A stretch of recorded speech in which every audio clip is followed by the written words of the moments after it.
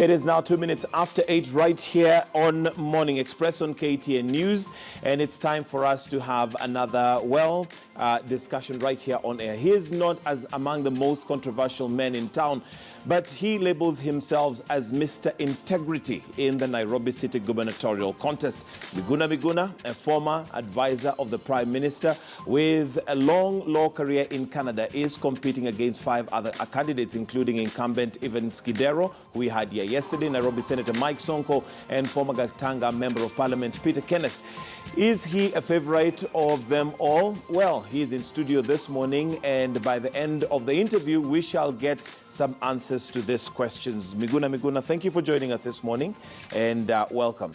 Thank you. Let's start first of all by finding out. I know you've basically put out your manifesto out there, and you are seeking the Nairobi gubernatorial seat. What qualifies you to be the governor of Nairobi? First of all, I would like to say that I am the most qualified out of the lot that have put forward their names. I am the only one out of these characters who has a solid, unimpeachable integrity. Integrity is the software of leadership. I always say, without which a human being is nothing but a wild beast. Integrity is what holds a leader together. Secondly, I have a vision. And a leader without a vision is like a ship in the ocean without a compass. They would not know whether to sail to the north, the south, east, or west. Then, of course, I am the only one that published a comprehensive manifesto that contains concrete policies and plans for transforming Nairobi. And I did that a year ago, which means I have provided Nairobi residents with an opportunity to interrogate not just the manifesto, but myself. I put this online and published it, and I've disseminated it all over. There are characters that have come up with manifestos 14 days, 13 days to election. Those are not just jokes. They are intended to deceive the people that they have a plan. Because before you are nominated for any public office, the basis of the nomination should be your manifesto, should be your character and integrity, should be your vision, and of course record. And if you allow me, my record is crystal clear. I worked as the senior most advisor of the former Prime Minister, the Honorable Raila Odinga, and nobody has come forward, and I have publicly challenged anyone to come forward and say anything that I did which was illegal, unconstitutional, or immoral. There is none. None at all. Not even a whiff of an allegation. And then, of course, I have a solid background and record as a barrister and solicitor and a mediator in the province of Ontario in Canada, and without any complaint to the Law Society of Upper Canada against me. And I've been an advocate of the High Court of Kenya, again, since 1998, 2008, without any complaints. So this is what you need as a leader to put forward your name. And of course, I care very much about this country. I have fought for the second liberation since 1987 when I was a student leader at the University of Nairobi. Okay. Yes. I want to go back to point number one. You've talked about integrity being the reason why Nairobians or Kenyans should give you an opportunity to become the governor of Nairobi. But if I asked all the other leaders, they'd probably give me the same, lowdown that they have integrity. And one might be lost in many words. What exactly you mean when you say you have integrity? Is it simply because there is no court case against you? Because they may also say, we are scot-free right now because there is no court case against us. No. And I think as the media, you are doing your viewers a disservice by purporting not to understand what the word it's integrity not purporting means. not to understand, But Mr. can I Miguna answer your Miguna? question? Yes, No, please. you asked a question, and I'm allowed to answer it the way I would like to. And one of them is to challenge you on the presumption that anyone can just say they have integrity and that... It's not a presumption. It's just that I want to understand. When you say you have integrity, what separates you from the rest? May you stop arguing with me, and may you listen to my response. I respond the way I want, and right now I'm responding. And I'm responding including challenging the implicit underlying basis of your question. So yes, I am the only one with integrity, and I'll explain why. Mike Sonko has a criminal record. This is something he has not just admitted to. This is a public record. If you go to the Mombasa High Court, you will find that Mike Sonko was convicted of fraud and land grabbing and also drug dealing and went to prison. So he is a convicted person. Now, Mike Sonko has publicly said that he's a big thief. On the 7th of May, you may have watched it, Hussein Mohammed interviewed Mike Sonko on Citizen TV. So this is not just an allegation. And he has said the other two, he meant Kidero Evans and Peter Kenneth, are bigger thieves than him. So that's number one. So he does not have integrity. You can't have integrity when you have a criminal record. The second point is this: Kidero Evans, or Evans Odhiambo Kidero, is a man that has been involved in all manner of unethical practices in terms of management of public affairs. When he was working for the Mumia Sugar Company, he bankrupted the company. He was audited by KPMG, and he went to court and made sure that the public did not get that record. His record has been raised severally in Parliament by Pick and Pack. He has been investigated by the Auditor General, and I have reports consistently since 2013 of allegations which he has not refuted of mismanaging hundreds of billions of public resources. He was investigated by the EACC, and his name was put forward together with Mike Sonko's as people who should not run for public office. 15 of his accounts and his family's accounts were frozen, and the DPP and the EACC actually went to court, and he went and got an injunction. Okay, let me go ahead. Allow me to pose you, because the reason I'm posing you is because I have asked you a direct question about and I'm answering it. Hang on. Yes. I've asked you a question directly in regards to your integrity. You seem to prove your integrity based on others. Why not just tell me about Miguna Miguna? Why do you have to talk about Sonko? My friend, you said that there is no difference between me and the others. I did not say that. I just said, tell me why you think you have more integrity than others. I did not say there is no difference. I'm going to answer the question the way I'm going to answer it. So I'm going to talk about my opponents, then I will talk about myself. But they're not here to defend themselves. No. Is it fair that we Kidero was here talk yesterday. About you? Yes, he was here. Kidero was here yesterday. He did not talk about me. He doesn't have to talk about me. He's the serving governor, and I'm entitled to talk about him. And I'm going to talk about him. But you want to know about Miguna Miguna, not about Kidero. I started off by talking about myself, Mr. Wenda, and I am Gitonga, and I'm going to talk about my opponents because I have to audit them. And I'm going to tell you that Kidero Evans has a litany of cases against him. Peter Kenneth bankrupted Kenya Re.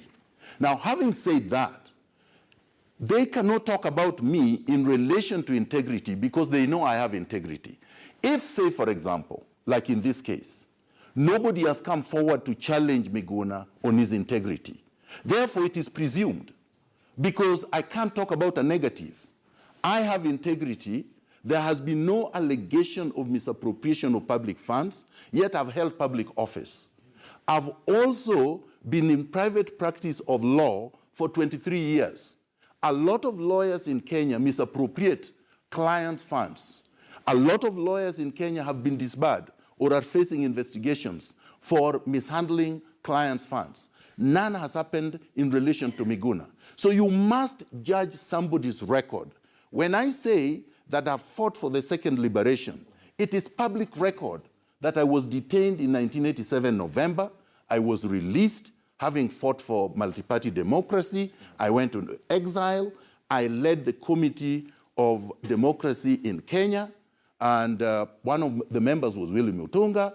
I led that successfully, no allegations of misappropriation. Then I came back to the country and have lived my life without any blemish. Now, I'm supposed to talk about that. If I'm running against candidates, like now I'm running against these individuals, I must be able to distinguish myself from them. I must be able to say, I have integrity and they don't have. And I must be able to explain and authenticate and be able to prove that they don't have integrity. And that's why I was giving you the example. So you can't tell me that as a candidate, I can't speak about my opponents. Well, it's just to being fair that if they're not here to defend themselves, let's talk about Miguna Miguna, because at the end of the day, all I want to do is to know about Miguna Miguna and what qualities he has. Mr. Getonga, I think that is the flimsiness and the flippancy of the Kenyan media. The Kenyan media must interrogate, must vet candidates, whether they are there on the set or not. And I'm talking it is not my fault. It is not my fault and cannot be held against me that you interviewed Kidero Evans here and he had nothing to say about me.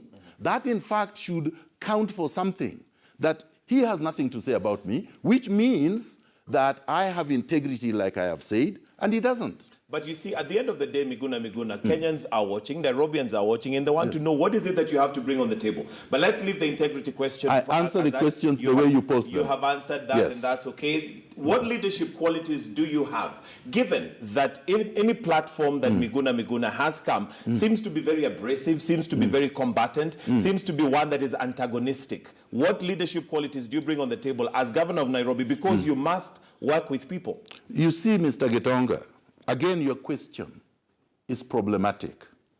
Instead of asking a question, you editorialize it with so many negativity, and you don't have to do that. In fact, that's not the way you asked Kidero questions yesterday. No, I'm going to answer it the way I have to answer it. So first of all, interrogate your questions. Now let me answer you. Theft of public resources is an egregious offense against the people. And if you cannot be antagonistic against that, then there is a problem with your ethics. So yes, I am going to be very antagonistic against people stealing public resources. People perpetuating the culture of impunity, that you just get into public office, you enrich yourself, you become a billionaire out of public resources, and then we just stand there and clap at you. That I'm not going to do. And I'm going to be very antagonistic against these people. But Miguna has practiced law, as I have said, for 23 years without a blemish. How would I have done that if I don't work with people? I work with my clients, I work with the courts, I work with the law society, very harmoniously, no complaints. You've never read of a complaint from the Law Society of Kenya. You've never read of a complaint from the Law Society of Upper Canada. You've not heard that a judge threw me out of court because of disorderly conduct. Therefore, you have no reason to say that I don't work with people. Secondly, I worked for the Prime Minister and as his senior-most advisor, and I was also the Joint Secretary of the Permanent Committee for the Management of Grand Coalition Affairs for about 3 years. There was nothing antagonistic with the way I worked in the Prime Minister's office. Forget about the myths and the rumors that are not founded.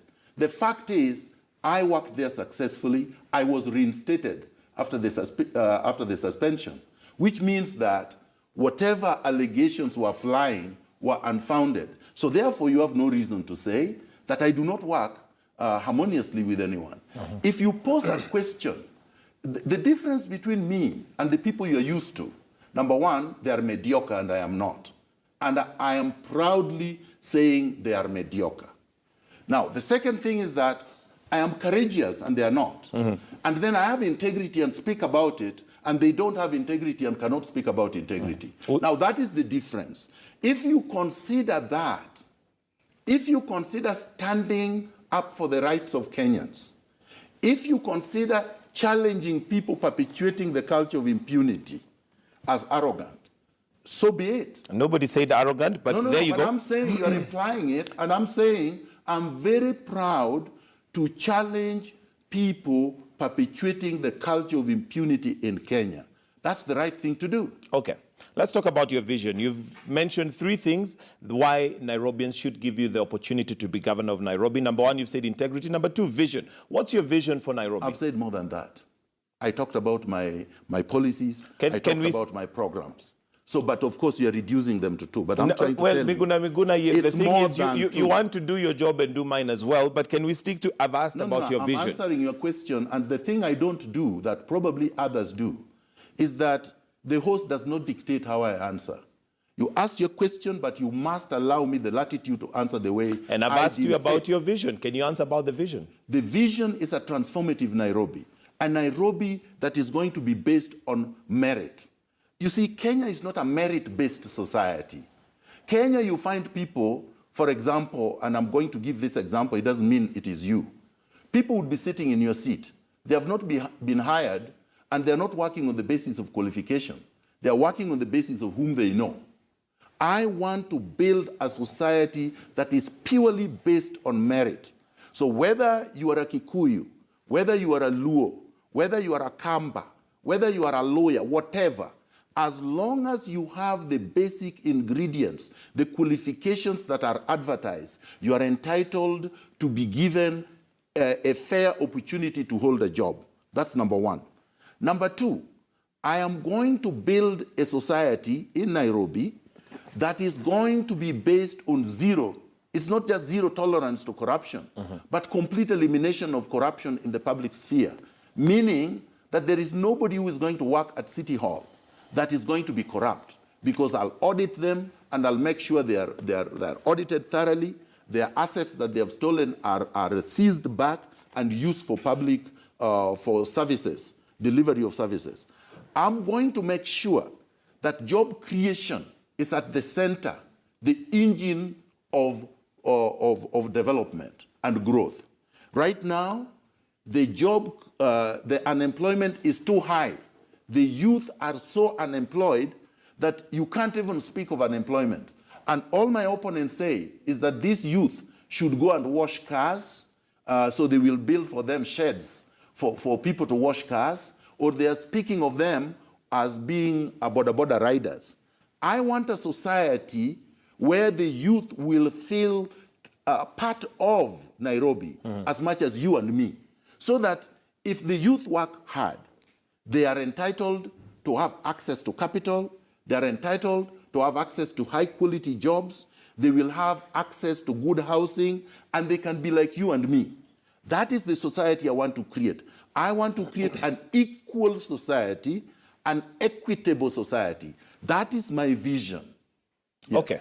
We also have, and you are on record as implying or saying that Nairobi currently is run by cartels. It is run by cartels. It is run Anybody by cartels. Who doesn't admit that is living in utopia. Yeah. All right. How will you deal with the cartels? As Miguna Miguna, how are you going to deal with those cartels? Because you see, you should have. I have it. I have the manifesto. So if you have read the manifesto, I start off by explaining how I will deal with the cartels. Number 1, I said, once I assume office, because I have integrity, so there will be no corruption at that level of the executive. Then I will appoint only cabinet secretaries, because they are basically county secretaries, they are cabinet, and the PSS for the county that have absolutely no blemish. People with integrity like myself.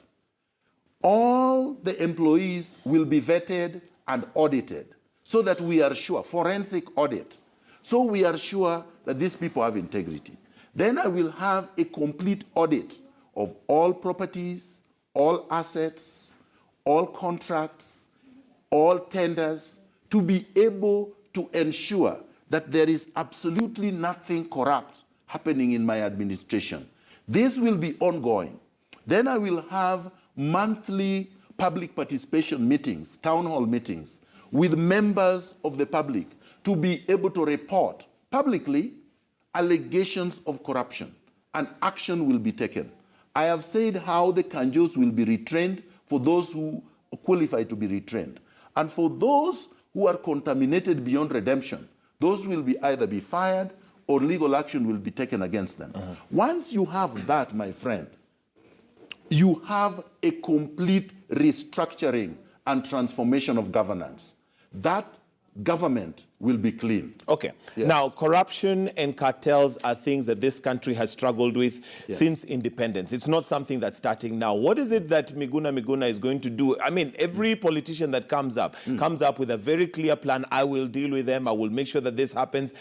What's going to be different from what you're saying? You know, Mr. Getonga, the problem I have is that you're assuming you make very many general statements that have no foundation. For example, you interviewed Evans Kidero here. He did not talk about corruption how he's going to fight cartels. No, did you watch the interview? Corruption. I did. Okay. I did. He cannot tell you how he's going to fight corruption because he's the dean of corruption. But you see, Miguna Miguna... Let me answer your question. That's why I'm distinguishing myself from the ones that you are saying have said the same thing. They are not saying the same thing. I have the so-called manifesto of Mbuvi Sonko. It was an insert in your newspaper. There is nothing about corruption, and he can't fight it. There is no plan about eradicating corruption. And first of all, if you have a corrupt person presiding over County Hall, you don't expect that person to fight corruption. Can I ask the question again so that we're on the same page? My question is to you, what is different? I don't want to know what Sonko has. And I'm telling you what is different. I'm telling you this does not contain what I'm saying. Okay. Kidero Evans does not have even a plan, does not have a manifesto, and cannot understand what the fight against corruption is about because he's the dean.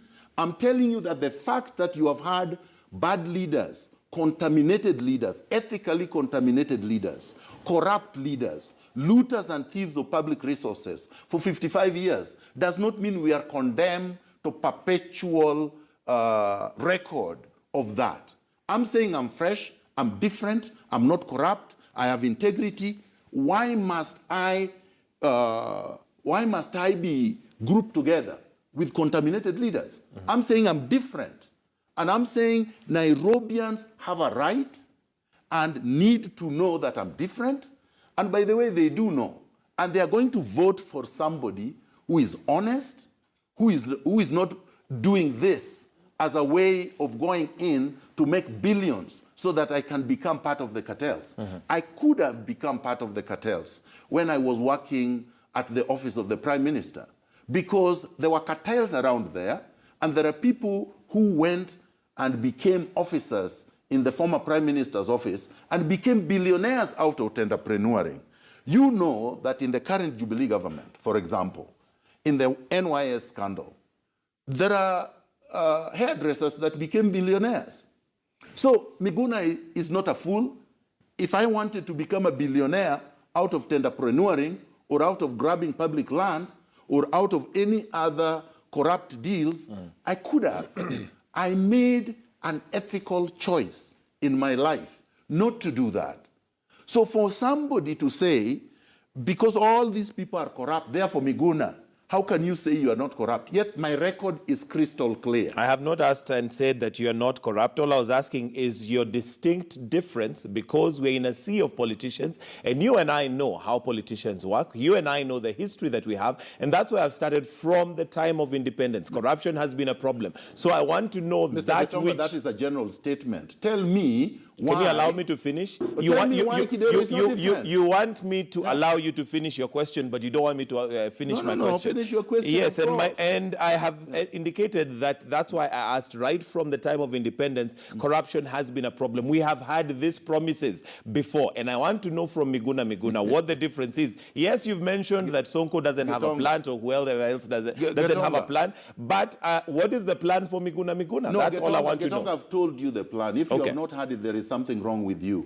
So secondly, tell me what the other plans you are saying have been given. Okay. You can't tell me that for 55 years these people have come up with plans like mine, and you can't point out any one of them. And I'm telling you, because I have to tell you, Kidero doesn't have the plan. Okay. Sonko doesn't have the plan. PK doesn't have the plan. Why shouldn't I say that? I do have the plan, and it is right here. Produce their plan. Okay. Compared to mine. I'm here to talk. No, and then tell me how their plan is no different from mine. Okay. Because I'm telling you my plan is different from mine. I've listed to you what I will do that they can't do because they are contaminated. All but right. you don't want to hear that. No, I've had You want to repeat the myth that for 55 years there have been plans. There haven't been any plans that I'm proposing. And right now, I'm running against this basket of deplorables, and they have no plan. This is what I have to say.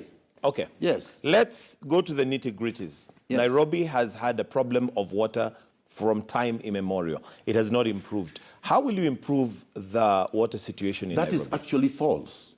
At independence, Nairobi was water secure. That's completely false. In the 70s, Nairobi was completely water sufficient.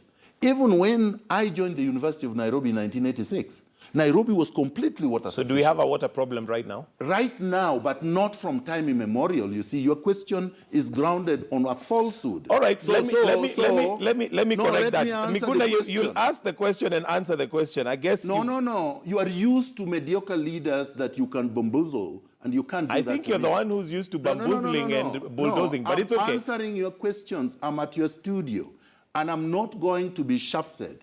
So let me answer you. Okay. Let me answer you. Your premise is wrong. Nairobi has not had a water problem since time immemorial. This is a recent phenomenon. And it is a recent phenomenon brought about by poor leadership. Recent is relative, but carry on. Listen to me, my friend. I'm answering your question.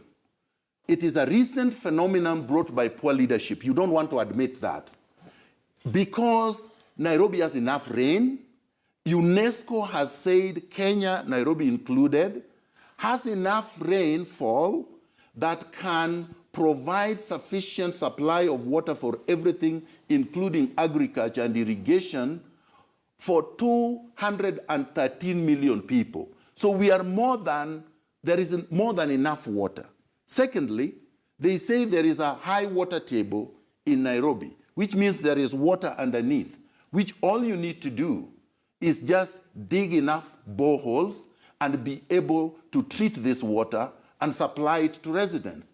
It's not happening because the perennial perpetuators of corruption like Hidero Evans and Sonko and PK have looted all this money and become billionaires instead of using this to supply water to residents. I say so because for the last 5 years, you've had a governor. He has not done anything about water. So we have cholera in Nairobi. You've had a senator whose role is to make sure that the county government delivers water, and he has done squat. Then Peter Kenneth has been in government and has been an MP before. So he can't extricate himself that he has not held public office at the elective level. So what I'm saying is this. If you have a leader with a plan, with a vision, with a manifesto and programs like I do, and then that leader has integrity and is not going to steal public resources, water will be supplied. So where will the water come from? You mentioned we have a water table. That still doesn't answer where the water will come from. Does that mean drilling boreholes? You've also mentioned that we have perennial rain and it floods. You've not told us whether it's going to be harvested. I did not say that we have perennial rains and it floods. I think you are answering your own question. All right. Yeah. I say we have enough rain, according to UNESCO, that can supply more Semantics. No, please.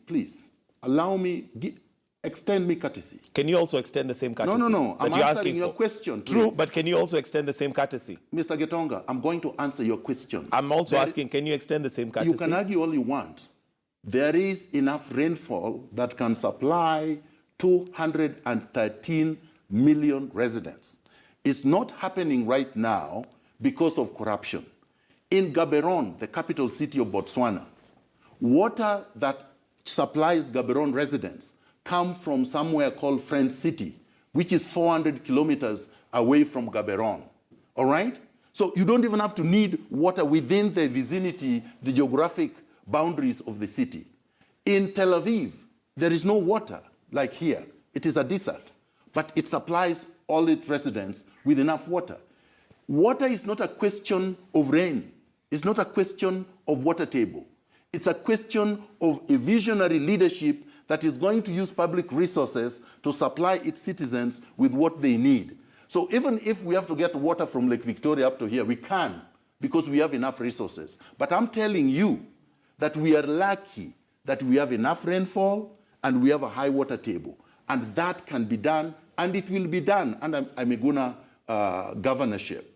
It will be done. So the how-to is, how does that help us? How does that give us water? If right now we are on a water table that is high, like you've said, how does that give us water? What is it that you're going to do under your government to ensure that that water table is not just under us, but comes to a point where it can serve our water So which needs? means you did not even understand my answer. So I will repeat it.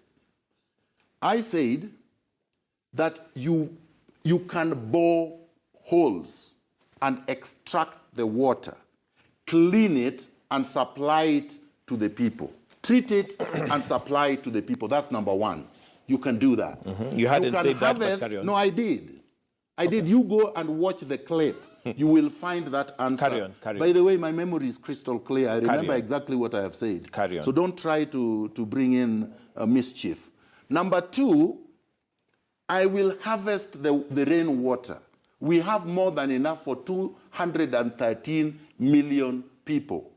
That will be harvested, it will be kept in reservoirs, it will be treated, and it will be supplied to residents. In fact, you can even supply it to neighboring counties for agriculture, irrigation, and whatnot. So what I'm trying to tell you is this.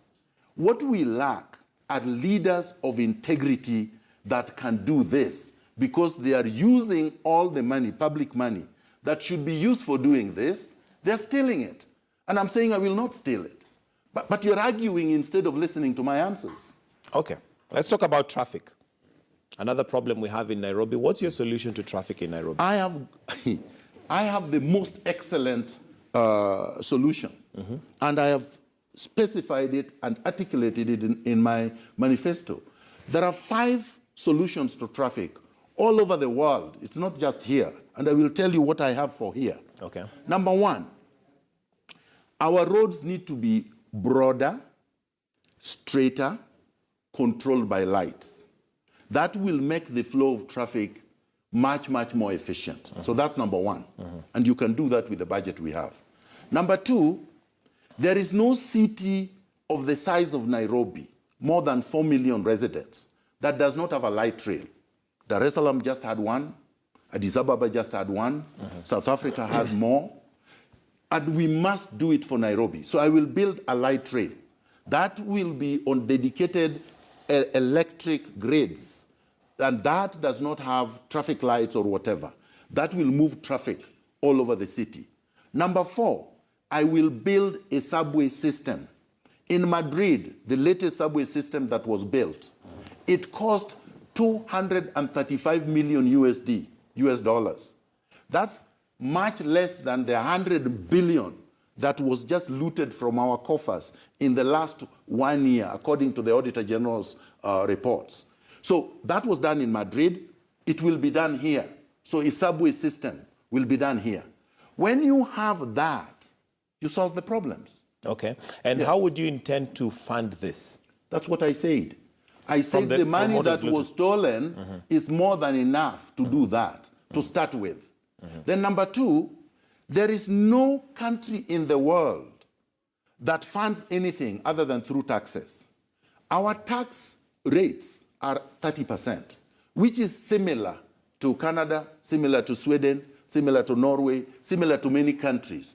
This is all you need. We have enough tax bracket. We are generating enough in terms of land rates, in terms of licensing, in terms of income tax, and money that the national government gives, either in equalization or as direct injection into our into our treasury. So the current tax that we're collecting is enough to fund that. We don't need any more. It's more than enough. Okay. Yes. Fair enough. The other issue, of course, that we have in Nairobi is housing and informal settlement. But let's start with housing. There is a sprawling of buildings that, first of all, are not qualified to be where they are. Sometimes they're not built properly. We've even had some coming down. Is that something you view as a matter of concern as Miguna Miguna? And secondly, what is it that you'd do to ensure that that stops? First of all, Nairobi is a mess. There is no real planning.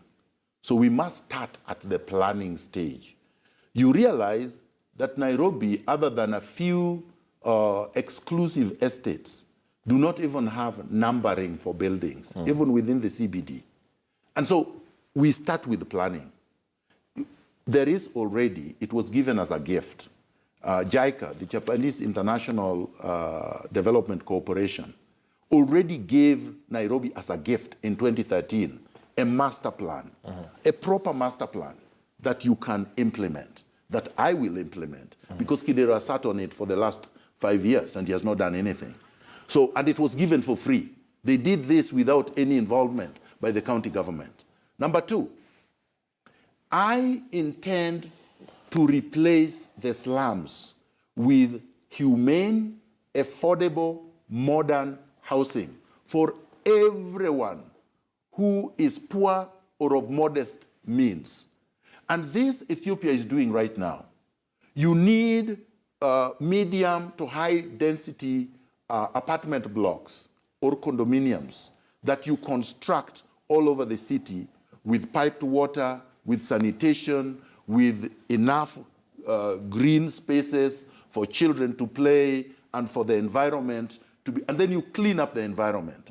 And that is why I have introduced that housing plan together with a modern integrated solid waste management system, so that it's not just housing, but it's the transformation of the environment, so that the people who are poor, the people who don't have jobs, the people who are economically challenged can also live like real, full human beings. Right now, I'm telling you, I've been to Madare Valley, or Madare. Yesterday I was in Kayole. I've been to Kebra. I've been to Dandora. I've been to Umoja. I've been to many, many, many estates doing door-to-door. And the conditions under which our people live are below the levels of wild animals. This is totally unacceptable. Raw sewer is running everywhere. Garbage is everywhere. And people live like animals. And these leaders do not care. As we campaign, they're dancing on the streets. Miguna is going door to door, but they're dancing on the streets. So they're not even in touch with the needs of the people. The mamambogas need modern markets and the hawkers. Very well ventilated, visible to people who are going to shop there. So what we have for a housing plan is completely modern and integrated.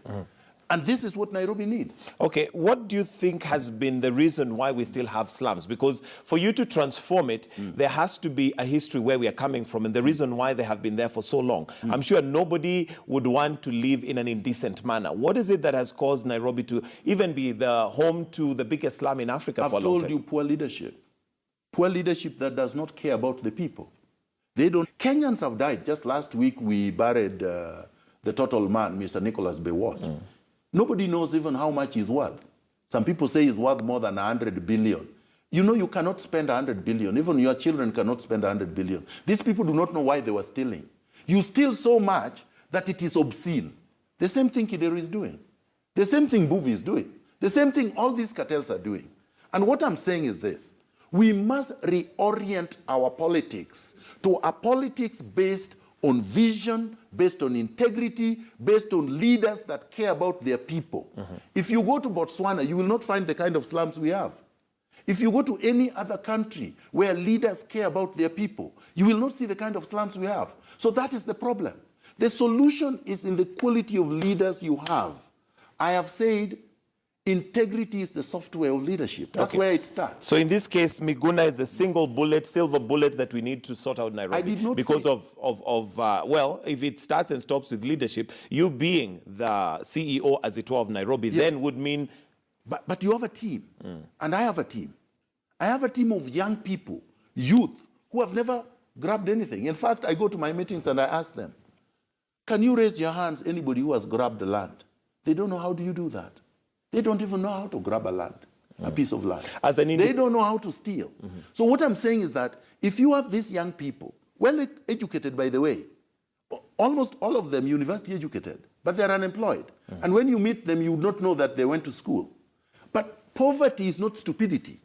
All you need is give them positions of responsibility, and they will deliver. As an independent candidate, how do you intend to navigate the fact that you will not have marshaled numbers per se? What marshaled numbers? The numbers that you'll need to do this, the work that you do. You cannot do it on your own. You need a team. No, but you see, I talked of my team, and you ignored it. This is a But I've brought it up now. No, but I'm saying, because I already said it, that I have a team of dedicated young people who are not corrupt. But let me educate you on our constitution. Please educate me. We have a presidential system where a governor is just like a president who appoints cabinet outside the county assembly. I don't need the county assembly to govern. You need a cabinet outside the county assembly. You need a civil service outside the county assembly.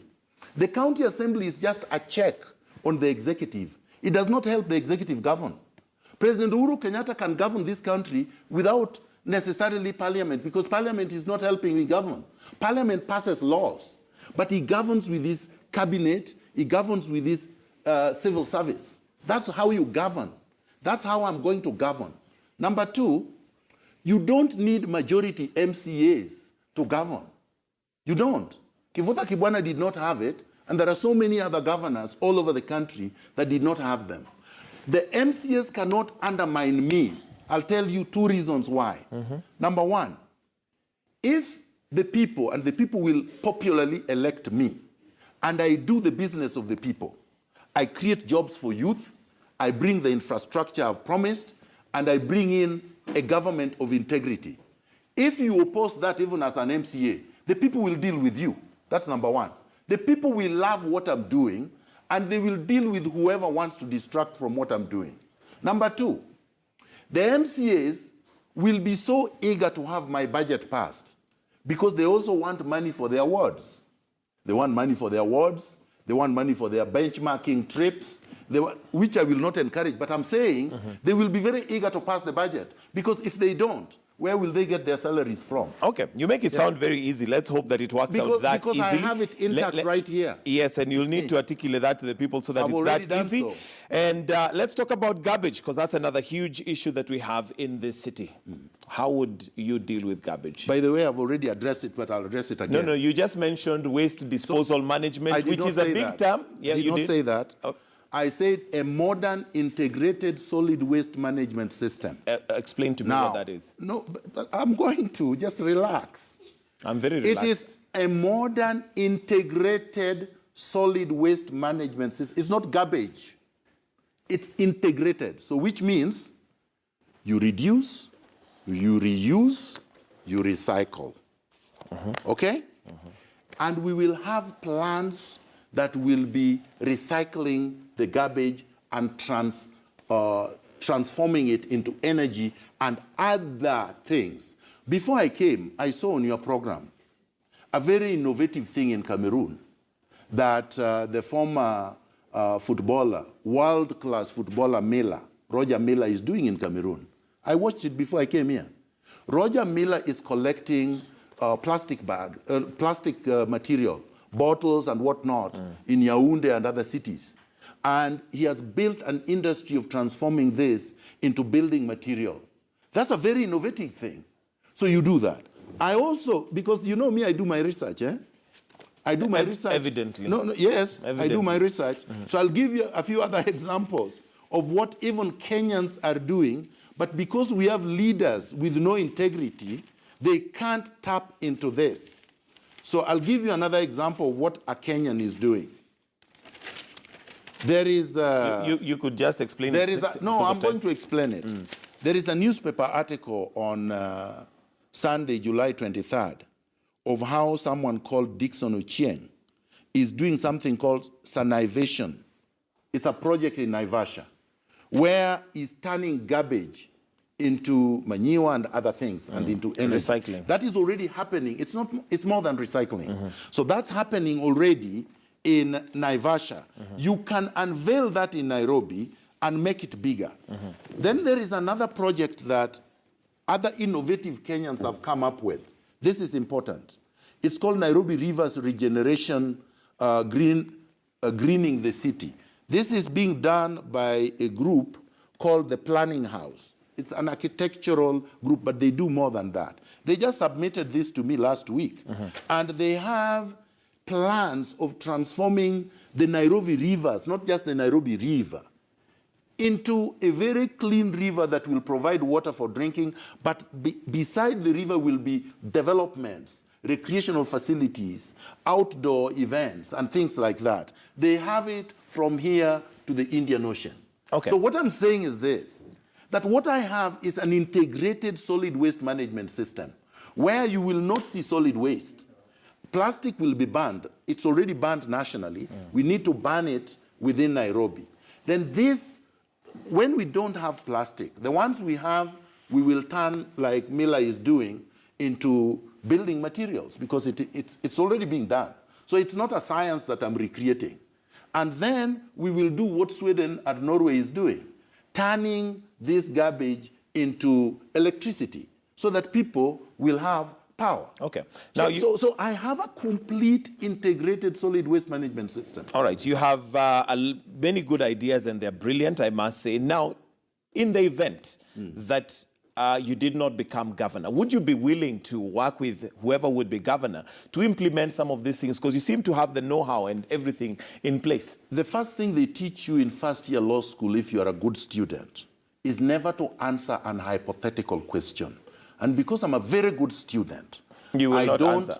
I don't answer hypothetical questions. But I will tell you this, I'm in this to win. And the youth of Kenya, the youth of Nairobi, are with me. They are with me in their hundreds of thousands. They are with me in their millions. Remember, more than 500,000 of them were not voters in 2013, just right here in Nairobi. More than 500,000 of them. So nobody should tell you that these youth that don't care about tribe, that don't care about your class, that just want a good future for themselves, and the women of Nairobi will say no to this glorious project led by a man of integrity. Okay, so if you did not become governor, then does that mean then you would be willing to let all these ideas basically not go? You are still going to the hypothetical, which I said I will not answer. You said if. Okay. Yes. All right. As we finish, maybe just talk to the people of Nairobi and tell them, you've given them a number of ideas why they should vote for you, rather. Yes. But your closing comments.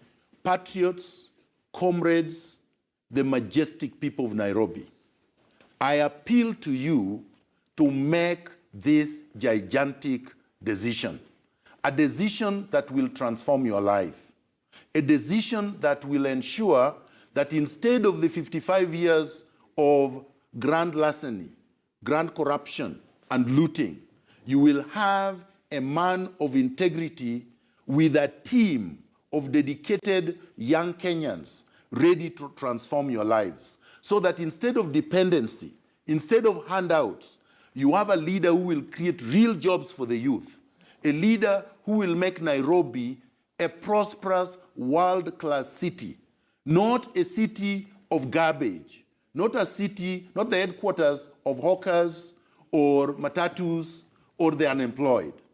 Thank you. Vote for me on August 8th. Thank you very much, Miguna Miguna. Thank you. That was a fantastic, gigantic, bombastic, mind-blowing, show-stopping show right here with Miguna Miguna. But we have to call it a day because of time. And, well, the vote is with you come August the 8th. This is how we wind up Morning Express this morning. Wish you all a fantastic show. Do stay with us right here on KTN News as Worldview is coming up next. Have a good day.